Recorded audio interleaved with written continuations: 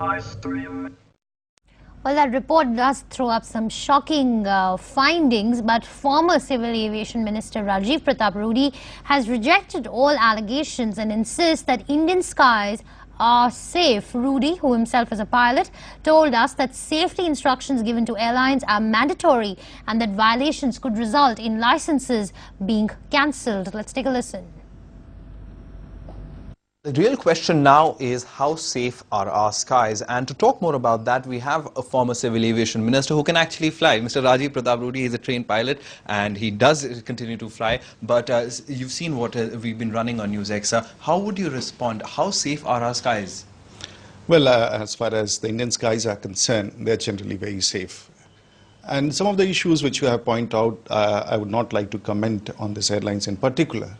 But these are certain policy level issues and certain standing guidelines and instructions or mandatory instructions.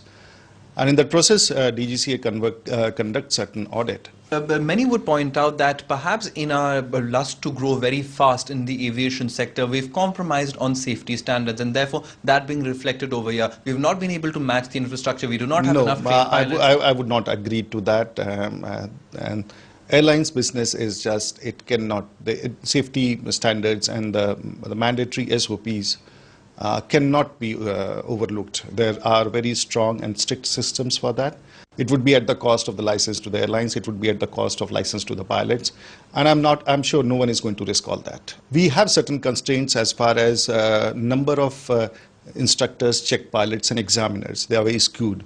And the numbers which are required in India today to train some 5,000 pilots, which we expect to be there by 2015, when we expect an addition of another 200 more aircrafts, is a requirement which can only be fulfilled if you have more commanders or examiners and trainers and instructors on board. So you're saying basically these are minor issues right now, which the DGCA itself is addressing, and yes, this I would not be able to comment. It's minor for an airlines. These are issues which DGCA does take cognizance of, and they do get sorted out.